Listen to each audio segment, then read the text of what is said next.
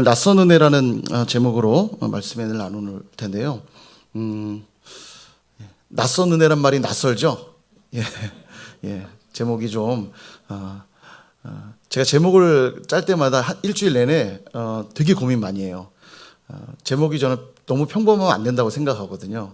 제목에서부터 기대감이 이렇게 올라와야 도대체 오늘 그 의미가 뭘까 궁금해져야 더 말씀을 이렇게 깊이 있게 들여다볼 수 있는 동기부여가 되는 것 같아서 고민을 진짜 많이 해요. 그래서 여러분 늘 그렇습니다. 설교자는 다 동일할 거예요. 제목을 보실 때 가볍게 보지 마시고 제목의 의미를 딱 생각하시고 그 말씀을 좀 기대하면 참 좋다는 생각이 드는데, 여러분 이 은혜라고 하는 단어 참 익숙한 단어입니다. 전화번호부 뒤져보면, 스마트폰에 전화번호부 명단을 뒤져보면 한 4-5명은 나와요. 김은혜, 이은혜, 뭐 박은혜. 예전에 저도 이제 한 5명이 나오더라고요. 최은혜, 이은혜, 뭐 유은혜 뭐 다 나오는데 그 중에는 독특하게 안은혜가 있었어요. 안은혜. 이름 좀 아쉬워요. 은혜가 아니야. 안은혜. 좀 아쉬웠지만 그분이 또 마침 인천 사시는 분이었는데 인천에 있으니까 또 그분 생각이 문득 납니다. 안은혜. 아무튼 은혜란 이름이 참 많아요. 그만큼 크리스천들에게는 가장 익숙한 단어이고 또 가장 사랑하는 단어가 아닌가 그런 생각이 듭니다. 그러면서도 일상 속에 가장 많이 쓰이는 단어가 또 이 은혜인데, 언제 주로 여러분 은혜라는 단어를 사용하십니까? 구렁이 담 넘어가듯 넘어갈 때, 뭐 그럴 때, 혹은 뭐가 잘 안 풀릴 때 합리화하는 의미로서 은혜로, 그죠? 은혜로 합시다. 이런 이야기도 많이 하고, 좋은 게 좋은 거 아닙니까?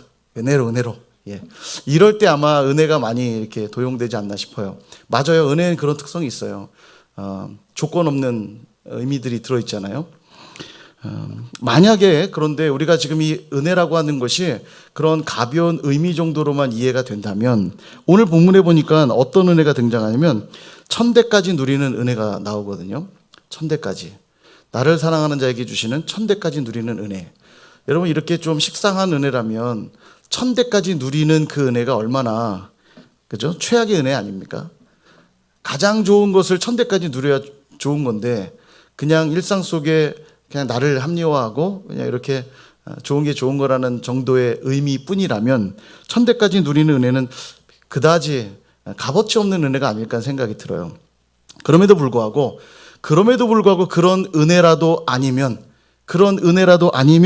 우리에게 소망이 없다는 사실 또한 우리는 기억해야 됩니다. 무슨 얘기냐면, 엄마가 밥을 해주시잖아요. 엄마가 차려주는 밥을 매일 먹는데 특별하다고 느끼십니까? 그냥 엄마가 해주는 밥은 그냥 엄마가 해주는 밥이죠. 별로 특별하게 느끼지 않고 먹잖아요. 당연하게. 그죠? 5성급 호텔 셰프가 해주는 밥이 맛있을까요? 엄마가 해주는 밥이 맛있을까요? 예. 그렇죠. 예. 마음을 열고 먹으면 그렇습니다만 객관적으로 먹으면 5성급 호텔 셰프가 해주는 게 맛있죠. 그죠? 예. 오늘 저녁 엄마 밥 드시겠어요? 아니면 공짜로 먹을 수 있는 5성급 호텔 셰프가 해주는 밥 드시겠어요? 예, 할렐루야. 예, 믿음이, 엄마를 향한 믿음이 확실합니다. 어찌되었건 자꾸 대답이 저렇게 나오면 안 되는데 5성급 호텔 셰프가 해주는 밥이 맛있어요. 예, 그렇게 믿어주세요. 그래야 이야기가 됩니다. 5성급 호텔 셰프가 해주는 게 맛있지만, 그러나 우리가 이렇게까지 성인이 되고 건강하게 살 수 있었던 밥은 5성급 호텔 셰프가 해주는 밥이 아니라 매일매일 차려주는 엄마의 밥상이 우리를 이렇게 튼튼하고 건강하게 자라게 해줬잖아요. 그죠? 지금도 자녀들에겐 동일합니다. 엄마 밥이 그냥 평범한 밥 같지만 그 밥이 없으면, 평범해 보이는 그 밥이 없으면 우리가 건강하게 자랄 수 없는 것처럼, 매일 일상 속에 때로는 너무 식상하게 느껴질 만큼, 너무 그 의미조차도 잃어버리며 사용할 만큼 뻔해 보이는 단어지만, 그 하나님의 그 은혜가 없다면 우리에게 소망이 없다라는 것입니다. 반복되고 있다고, 또 매일 사용되고 있다고, 모두에게 적용되는 거라고 안 중요한 것은 아닙니다. 예를 들어 드릴까요? 우리가 마시는 공기는 어떻습니까? 모두가 다 마시는 공기죠. 모두가 다 마시고 모두가 다 누리는 거라고 안 중요한 거라 말할 수 있습니까? 그렇지 않죠. 물도 동일합니다. 물도, 공기도, 또 우리에게 내리쬐는 이 햇빛도, 종종 우리 사역자분들이 마당에 주차장에 나가서 몸을 막 이럴 때가 있어요. 예, 그때는 이제 비타민 D를 형성하는 시간이라고 햇볕에 이렇게 몸을 노출시키는 경우들이 있습니다. 내용을 모르고 보면 좀 이상한 사람처럼 보일 수 있죠. 어찌되었건 이렇게 모두에게 공평하게 내리치는 햇빛이라고 해서 햇볕이 별로 안 중요하지 않습니다. 그 햇빛이 없다면 살아갈 수가 없죠. 심지어는요, 여름철, 이제 곧 뜨거운 이제 여름이 계속 되는데, 여름철이 되면 태풍이 또 많이 일어나잖아요. 태풍 때문에 피해도 많습니다만, 태풍이 우리에게 피해만 주는 것 같지만 태풍이 없으면 절대로 안 됩니다. 지구에 이 대류, 순환이 일어나야 돼요.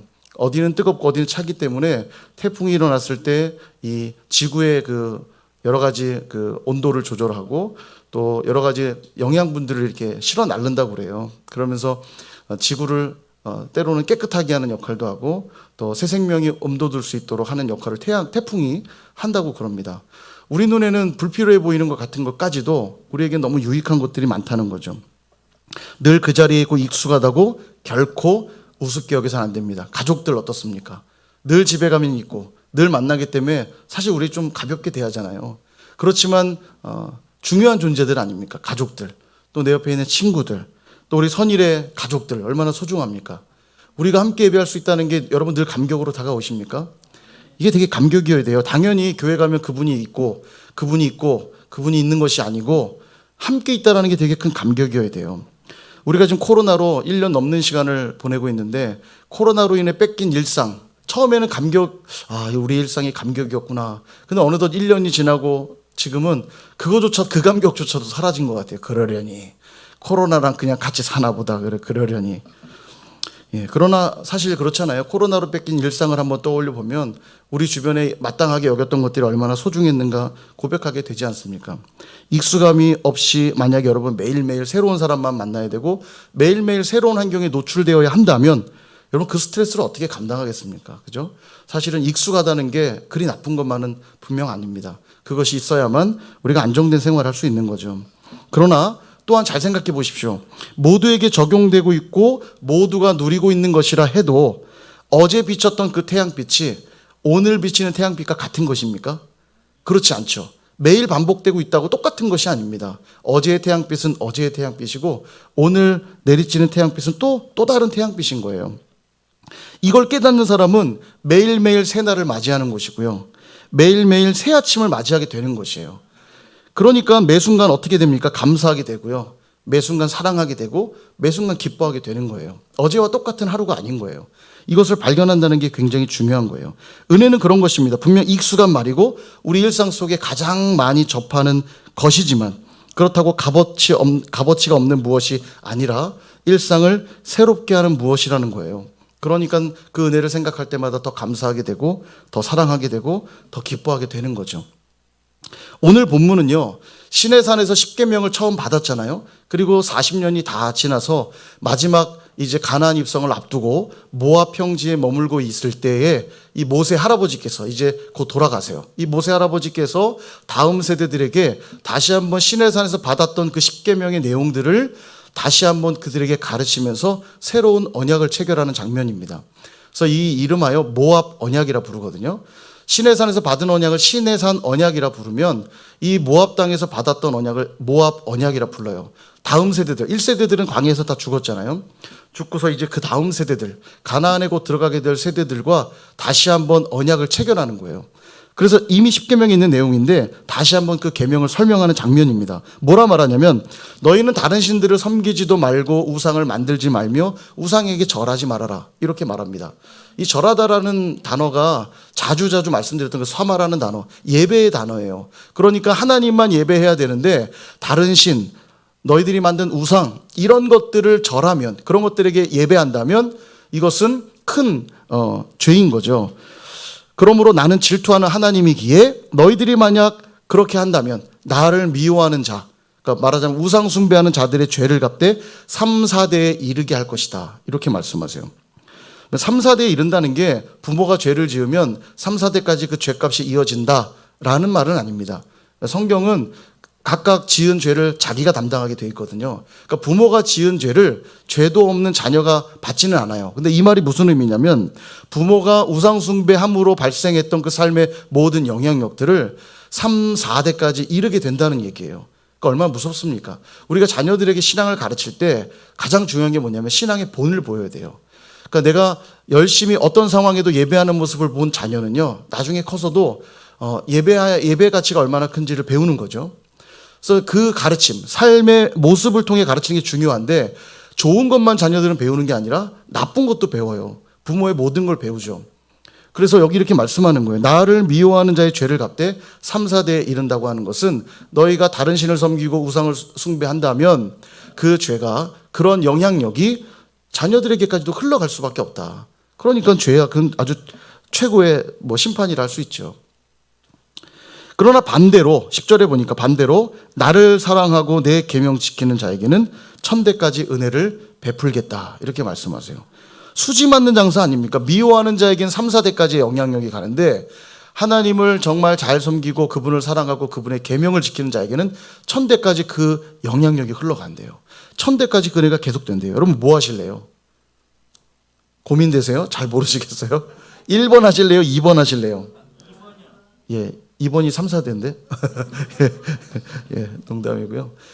당연하죠. 3, 4대까지 악한 영향 가는 걸 누가 택하겠어요? 1000대까지 은혜 받는 자리를 선택하셔야 되잖아요. 그죠? 그러려면 어떻게 하라고요? 나를 사랑하고 나의 계명을 지켜야 된다. 그렇게 말씀을 하십니다. 정리하면 이래요. 나를 미워하는 것은 뭐냐면 다른 신 섬기고 우상에게 절하는 행위. 하나님보다도 더 귀하게 여기는 것이 있다면 그게 우상 숭배예요. 심하게 말하면 우리 가족 소중한데 우리 가족이 하나님보다 더 소중해진다. 그럼 그것도 우상 숭배예요. 하나님은 질투가 많으신 분이에요. 그러므로 하나님을 가장 귀하게 여겨야 돼요. 그게 뭐냐면 그분을 사랑하고 그분의 계명을 지킨다는 말로 요약되어 있는 거예요. 내가 상대방을 사랑한다는 걸 어떻게 할 수 있냐면 그의 말을 잘 경청하는가, 그의 말에 순종하는가, 그것으로 드러나잖아요. 사랑한다면 그의 말을 듣게 되어 있습니다. 결국 나의 계명 지키지 않는 자에게는 심판이, 나의 계명을 지키는 자에게는 은혜가 있게 된다. 이렇게 정리할 수 있다는 거죠. 요한복음 14장 21절은 우리에게 이렇게 말씀하는데요. 같이 한번 읽어볼까요? 시작. 나의 계명을 지키는 자라야 나를 사랑하는 자니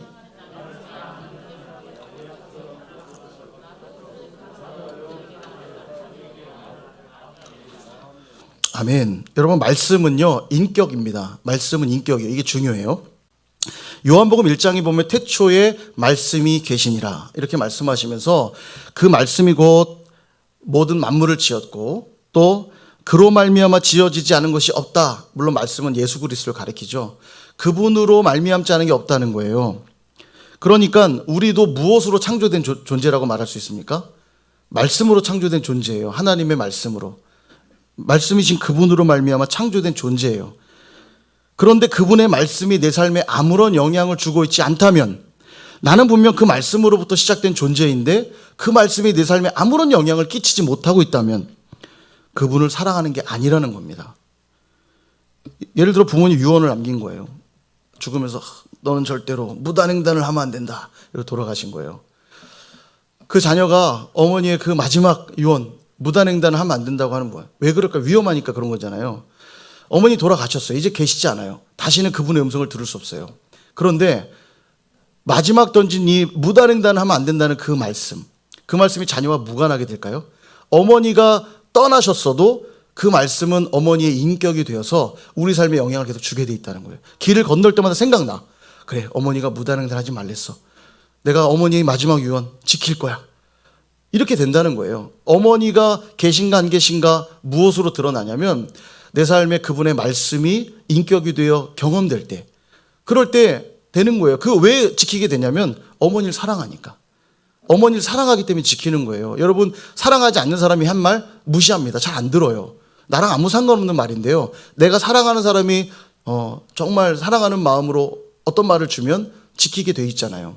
그 말씀이 인격이 되어서 나의 삶에 영향을 주게 돼 있다는 거예요. 여러분 그래서 주님의 말씀을 아는 것이 중요하고 주님의 말씀에 순종하는 건 더더욱 중요하다는 겁니다.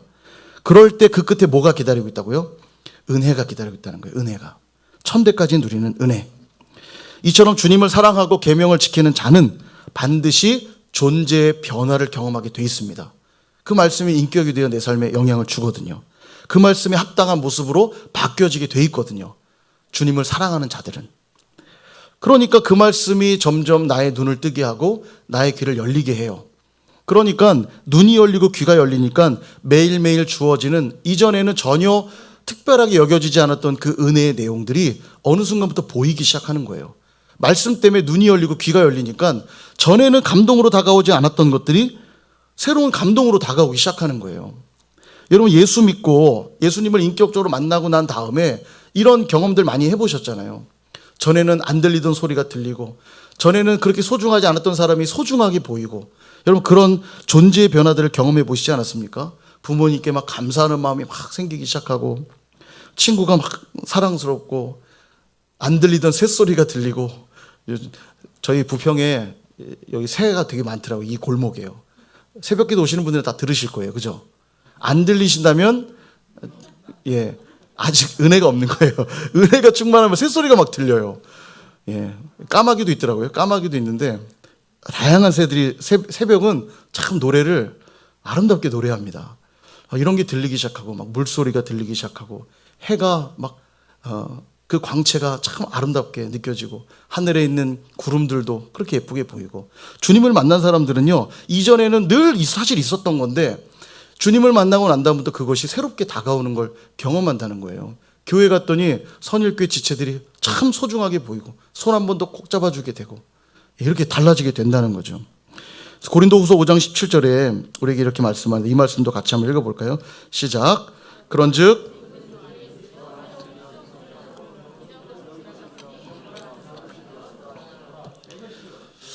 아멘.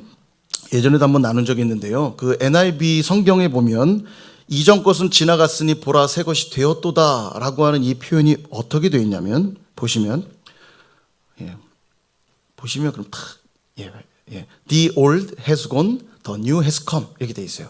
보시면 이 has gone이란 단어와 has come이란 단어가 현재 완료형입니다. 그러니까는 과거의 어느 한 시점부터 지금까지 옛 것이 계속 가고 있고, 진행형이에요. 가고 있고, 그 다음에 has come, 과거의 어느 시점부터 지금까지 새 것이 계속 오고 있다는 거예요. 되게 신비한 얘기인데 옛 것이 가면서 계속 새 것으로 바뀌고 있다는 거예요. 계속. 이게 되게 신비한 거예요. 그러니까 내가 어저께 되게 부족했어요. 되게 형편없어요. 죄졌고 연약했어요. 그러나 그 과거의 시점들을 그리스도께서는 계속 옛 것이 되게 하시면서 우리로 하여금 계속 새로운 피조물로 우리를 바꿔가신다는 거예요. 계속이요. 이게 되게 놀라운 겁니다. 설명하기는 더 이상 쉽지 않지만, 왜냐하면 신비한 일이에요. 우리가 새 것이 된다는 게. 종종 그런 이야기 하죠. 여러분, 죄를 졌어요. 회개하려고 하는데 뒤에서 날아온 돌을 맞고 죽은 거예요. 천국 갈까요? 지옥 갈까요? 천국 갑니까? 회개를 안 했는데 천국 갑니까? 예. 죄를 회개하려고 하는데 죽었어요. 그러면 지옥 가냐? 그렇지 않습니다. 왜냐하면 내가 회개를 했기 때문에 구원받은 게 아니고요. 구원받은 백성이기 때문에 회개하는 삶인 거죠. 그러니까 우리를 새롭게 하시는 주체는 내가 새롭게 만들어가는 것이 아니고요. 하나님 우리를 새롭게 빚어가시거든요. 그래서 예수 그리스도를 믿는 모든 자들은 우리 안에 있는 그 옛 것들이 계속 지나가면서 계속 새로운 피조물의 형태로 바뀌어지는 거예요. 이게 되게 신비입니다. 더 이상 설명은 어려워요. 그런데 조건이 있어요. 옛 것이 계속 가면서 계속 새 것이 되기 위해서는 조건이 하나 있는데, 뭐냐면 그리스도 안에 있으면, 누구든지 그리스도 안에 있으면, 이게 조건이에요. 그리스도 안에 있기만 하면 옛 것은 계속 가면서 그 옛 것이 계속 새 것으로 바뀌어진다는 거예요. 매 순간 우리는 새로운 피조물이 되는 겁니다. 오늘 하루를 막 살았어요. 죄로 쪄들고 또 연약하면 쪄들고, 오늘도 말의 실수도 너무 많았고 연약했어요. 그러나 자고 일어났을 때 그런 경험들 많이 하시죠. 또 우리 마음이 새롭게 되어 있는 경험들 많이 합니다. 하나님 매번 우리에게 새로운 피조물이 되게 하는 은혜들을 부어주세요. 조건이 있어요. 조건이 뭐죠? 그리스도 안에 있으면. 여러분, 그리스도 안에 있기만 하면 날마다 내가 새로운 피조물이 되는 경험들을 한다는 거예요. 내 자신은 물론 내 삶과 관계된 모든 것들이 새롭게 되는 것이에요. 그러니까 어떻게 이것을 은혜라고 부르지 않을 수가 있겠어요? 내가 하는 게 아무것도 없는데, 단지 내가 하는 거 그리스도 안에 있는 거 외에는 아무것도 없는데, 주님만 나의 전부입니다 고백한 거 외에 내가 하는 게 없는데, 매번 주님은 내 삶을 새롭게 빚어내시니 이걸 은혜란 이름 외에 어떤 말로 설명할 수 있겠냐는 거예요. 그런데 어떻게 이 은혜를 가지고 고리타분하고 식상하고 무기력하고 뻔한 것이라고 말할 수 있겠냐는 거예요. 그리스도 안에 있다는 뜻을 오늘의 말씀으로 바꾼다면 그분의 말씀 안에 거하는 것이라고 바꿀 수 있어요. 그분의 말씀 안에 거하는 것을 그리스도 안에 거한다는 말과 일치된다라는 거죠. 매일 새로운 은혜로 주어졌지만 매일 새로운 은혜가 주어졌지만 실패한 사람들의 이야기가 있습니다. 바로 광야에서의 이스라엘 백성들의 이야기예요. 40년간 그들 만나를 먹었거든요. 심은 적도 없고 거두어들이지 않아도 매일매일 주어졌으니까 은혜 맞잖아요. 최소한 몇 년? 40년. 엄청 긴 시간이에요. 40년이요. 그러나 그들은 이 만나를 먹으면서 감사했을까요? 불평했을까요? 불평했죠. 우리가 잘 알다시피 투덜댔어요. 끊임없이 투덜댔습니다. 매일 같은 만나를 먹는 것, 이것이 왜 실증난 일이었을까? 제가 한번 생각해 봤어요. 저는 치킨 되게 좋아하거든요. 40년간 치킨만 먹는다면 기분이 어떨까 한번 상상해 봤어요. 제가 생각해 봤는데 단순하게 생각하면 어떻게 매일 치킨을 먹어 싶지만 치킨 종류가 많은 거 아시죠? 오늘은 후라이드, 내일은 양념, 그 다음날 마늘, 간장, 닭도리탕 등등 다양해요. 생각보다. 여러분 아세요? 만나가 실제로 조리가 가능한 음식이었다는 거 아십니까? 성경에 보면 조리가 가능했다라고 나와요. 그러니까 만나가 엄밀히 말하면 만나 자체가 완전히 완성된 완성품의 모습도 있지만 그걸 가지고 조리가 가능했으니까 재료와 같은 역할도 했다는 거예요. 그러니까 여러분 한번 잘 생각해 보세요. 이거 정말 잘 생각해야 돼요. 안 그러면 그래 40년간 만나가 지겹긴 했겠다는 생각 들겠지만 여러분 매일 우리 어머니들 음식 만들 때 식당 가서 장 보면 매일 똑같은 거 사죠. 그냥 파 사고 마늘 사고 양파 사고 그리고 메뉴 많이 안 바뀌어요. 그죠? 한 3일에 한 번이면 같은 메뉴 반복되잖아요. 그죠? 아니에요? 한 1000종류 정도 음식 매뉴얼 갖고 계십니까? 거의 비슷해요. 그 재료가 그 재료고 먹는 것도 먹습니다. 근데 지겹다고 생각 안 하시죠? 그런 거예요. 만나도 그렇다고 보시면 돼요. 만나도 조리가 가능했기 때문에 40년간 그 만나를 먹으면서 그렇게 생활했을 거라는 거죠. 근데 그들은 늘 이 만나를 먹으면서 불평합니다. 여러분 엄마가 또 돈가스야? 또 김치찌개야? 그러면 여러분 그 자녀를 향해 어떤 마음 올라오세요? 저는 굶겨야겠다. 굶겨야겠다 생각이 드시죠? 좀 굶어봐야 배고파봐야 야 정말 감사하구나 고백하게 될 거예요. 근데 우리 하나님은 그렇게 불평하는데도요 40년간 단 하루도 만나를 끊지 않으셨습니다. 하나님 은혜가 얼마나 큰지 몰라요. 40년간 그들 수고한 거 아무것도 없어요. 그저 아침에 나가서 걷어들이는 거 외에는 하는 일이 아무것도 없어요. 걷어들여서 먹으면 그만이에요. 근데도 불평했거든요. 근데 하나님 계속 그 만나를 제공해 주시죠. 중요한 건 음식을 구하기 어려운 그곳에서의 만나는요 단순히 만나 이상의 의미입니다. 만나가 아니라 사실은 은혜를 주신 거예요. 하나님의 40년간 그들에게 은혜를 베푸신 거예요. 이 사실에 눈을 뜨지 못하니까 뭐 했다고요? 불평한 거예요. 하나님이 매일매일 은혜를 내려주시는구나. 만나를 거두면서 와 오늘도 내가 은혜로 사는구나. 이 고백이 있었으면 감사했을 텐데 이게 없으니까 매일 만나를 거두면서 또 만나야 또 만나야 불평한 거예요. 은혜의 징표의 만나를 먹었으니 은혜에 더 동참되어지는 게 맞는데 은혜의 징표의 만나를 먹고 은혜에 반항한 거예요. 이게 뭡니까? 은혜의 징표의 만나를 먹고 은혜에 반항한 거예요. 인간이 얼마나 완악하고 교만한지 모릅니다. 사랑하는 여러분, 오늘 저와 여러분은 어떤 은혜를 갈망하고 있고 어떤 은혜를 쫓고 있습니까? 오늘 본문의 약속을 보면 은혜를 베풀 때 1000대까지 베푸시겠다. 1000대의 의미가 뭘까요? 영원의 의미예요. 영원의 의미. 실제적으로 숫자적으로만 계산해 봐도 한 세대를 30년 정도 보거든요. 한 세대를 30년 그러면 30년 곱하기 1000 하면 얼마예요? 3만 년이잖아요. 3만 년. 엄청나게 긴 시간이에요. 영원이라 봐도 무방한 시간. 1000대라는 의미는 1000이라는 숫자 자체가 어떤 가득 찬 풍성함의 의미거든요. 완전히 가득 찬. 그러니까 영원의 의미. 영원히 은혜 베푸시겠다는 거예요. 얼마나 큰 은혜입니까? 근데 매일 똑같은 은혜라면 1000대까지 매일 똑같은 은혜라면 그것이 정말 좋은 은혜 맞습니까? 40년 은혜도 불평하고 있으면서 1000대까지 은혜를 베풀어 주시겠다고 하면 감사할 수 있겠어요? 그래서 은혜가 은혜로 매일 경험되기 위해서 그 은혜가 어떤 은혜여야 합니까? 오늘 제목 낯선 은혜여야 돼요. 낯선 은혜. 어제 먹은 닭도리탕과 오늘 먹은 닭도리탕은 맛이 달라요, 실제로. 그죠? 저는 그렇더라고요. 저는요. 치킨을 먹어도 질리지가 않아요. 어제 먹은 치킨과 오늘 먹은 치킨은 다릅니다. 사모님. 예. 제가 많이 참아요. 치킨을 너무 좋아해갖고. 예. 매일매일 주어지는 은혜가 우리에게 새로운 은혜로 다가오려면 그 은혜는 낯선 은혜여야 됩니다. 그러기 위해서 뭐가 필요합니까? 그리스도 안에 있어야 돼요. 그리스도 안에 있어서 내가 새로운 피조물로 계속 거듭나면요, 어제 경험했던 은혜와 오늘 경험한 은혜가 다르다니까요. 오늘 또 새로운 은혜 때문에 감사하게 돼요. 그러니까 또 주님을 사랑하고 그분의 계명 지키게 되고, 나는 또 새로운 피조물로 변화되는 존재의 변화를 경험하니까 또 새롭게 다가오는 그 은혜를 경험하게 된다는 겁니다. 우리가 코로나가 생각보다 지금 길어지고 있어요. 많이들 여기에 익숙해져서 처음 같지 않은 것도 사실이지만, 뭐 최근 보니까 뭐 델타 변이, 델타 플러스 변이 뭐 이런 것까지 지금 등장하고 있어요. 다시 긴장 모드가 형성되고 있는데요. 도대체 언제 이게 끝나는 것일까? 답답한 마음도 드는 것이 사실입니다. 그럼에도 불구하고 우리가 놓치지 말아야 되는 건, 우리에게 코로나는 어쩌면 만나로만 살아남아야 하는 광야와 같은 시간일 수 있습니다. 그죠? 만나 아니면 먹을 게 없는 광야와 같아요. 이 코로나가 계속되고 있을 때. 근데 이 만나가 귀찮다고 불평하고 있다면 우리도 광야에서 죽어나간 1세대들과 별반 다르지 않은 존재일 겁니다. 그런 의미에서 여러분, 우리 예배 생활은 전보다 더 나아지셨습니까?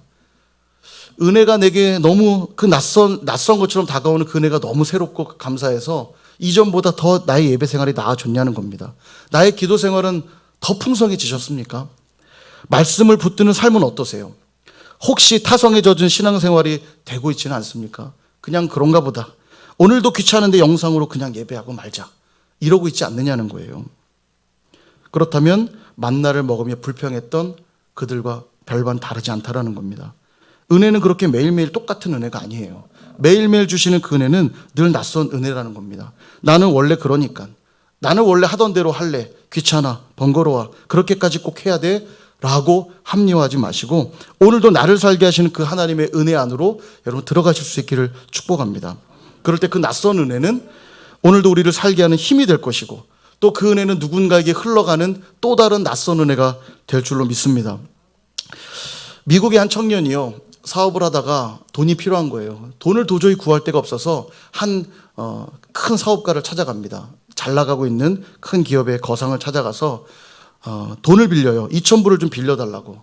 근데 이제 담보도 없고 아무것도 없으니까 자기를 믿고 그냥 빌려달라고 합니다. 그러니까 이 거상이 2,000불이라고 하는 돈을 뭐 담보도 없이 어떻게 빌려줘요. 그러니까 처음에 거절해요. 근데 이 청년을 가만 보니까 젊은 청년이 그래도 해보려고 하는데 그냥 보내는 게 좀 마음이 안 좋아서 다시 불러가지고는 은행에 돈 맡긴다 생각하고 2,000불을 빌려줍니다. 그 놀라운 사실은 시간이 지났는데 이 청년이 대박이 난 거예요. 사업에 성공을 한 겁니다. 그래서 2,000불을 다 갚아요. 예. 그렇게 해서 이들의 관계가 그렇게 끝이 납니다. 후에 시간이 지났어요. 이 청년도 굉장히 괜찮은 사업가가 돼 잘했고, 그 기존 그 거상도 잘 사업을 운영하다가 10년 정도가 지났는데 대공황이 온 거예요. 아주 옛날 얘기죠. 경제 대공황이 왔고, 먼저 사업하던 그 사업가가 부도를 맞게 돼요. 큰 어려움에 이제 봉착하게 된 거죠. 부채를 갚지 못해 문을 닫아야 되는데 어느 날 한 거상이 찾아온 거예요. 그리고 그 부채를 갚아주겠다고 얘기하는 거예요. 그래서 아니 당신이 왜 그걸 갚아줍니까 하고 보니까, 누군가 보니까 예전에 2,000불을 빌려줬던 그 청년이에요. 그 당신은 예전에 이미 저에게 돈을 다 갚지 않았습니까? 이렇게 얘기하니까 이 청년이 뭐라고 대답한 줄 아세요? 예, 돈은 갚았죠. 그러나 아직 제가 은혜는 갚지 못했습니다. 이 청년이 이렇게 대답했다는 거예요. 여러분, 그 청년이 먼저 경험했던 그 낯선 은혜, 아무도 도와주지 않을 때 그 청년을 도와주었던, 그래서 경험했던 그 낯선 은혜가 이제는 다시 자신에게 또 다른 낯선 은혜로 흘러오고 있는 것을 이 예화가 잘 보여주고 있습니다. 이게 은혜의 힘이에요. 오늘 내가 낯선 은혜를 경험해서 그 은혜로 살아내면요, 이 은혜는 또 누군가에게 새로운 낯선 은혜가 되어 흘러간다라는 거예요.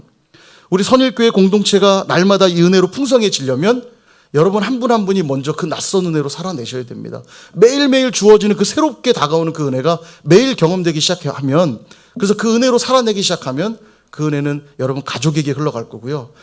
또 일하는 곳에 동료들에게 흘러가게 될 것이고, 학교에 있는 친구들에게 흘러가게 될 것이고, 무엇보다 우리 선일교회 지체들에게 흘러가게 될 것이에요. 그리고 너무 놀라운 건 그 은혜는 다시 나에게 또 다른 새로운 낯선 은혜로 흘러오게 될 거라는 거예요. 이거를 언제까지 누린다고요? 천대까지. 이 은혜로만 살아내면 천대까지 누린다는 거예요. 그 은혜가 식상할 수 있습니까? 설레이지 않아요? 오늘도 어떤 은혜가 날 찾아올까 기대하면 설레이지 않아요? 우리 청년들 뭐 그러잖아요. 청년들은 뭐 결혼을 하지 않은, 연애하지 않는 청년들은 그 뭐 수련회라든지 이런 데 가는 걸 되게 좋아해요. 왜 좋아하죠? 은혜도 은혜지만 어떤 자매가 있을까? 어떤 형제가 있을까? 그 기대감에 막 설레이잖아요. 저는 그랬어요. 저는. 여러분 잘 모르죠. 저는 그랬어요. 오늘은 또 이번 모임에 또 어떤 사람들을 만날까? 막 새롭게 기대되고. 근데 은혜가 그렇다는 거예요. 매일매일 하나님 부어주신 은혜가 너무 낯선데 오늘은 어떤 은혜를 만나게 될까? 하나님이 내게 어떤 은혜 베풀까? 이걸 기대하며 살아보세요. 얼마나 매일매일 신납니까? 그 천대까지 그 은혜를 누리게 될 거라고 우리에게 말씀해주고 있는 것입니다. 잠시 후에 이제 간증 시간이 있게 될 것이에요. 어려운 시기라고들 하지만 하나님이 여전히 일하고 계신 것을 발견하게 될 것입니다. 그리고 각자에게 그 낯선 은혜들이 있을 거예요. 간증을 들으면서 그 은혜를 다시 한번 찾고 또 발견하기를 바라고요. 또 여러분들도 매일매일 그 낯선 은혜를 경험하셔서 이 다음에 또 간증할 때는 우리 또 다른 분들이 또 귀한 은혜를 또 나눌 수 있기를 간절히 소망하고, 날마다 그 낯선 은혜로 복된 삶을 살아가는 저와 여러분 모두가 되시기를 주님의 이름으로 축원드립니다.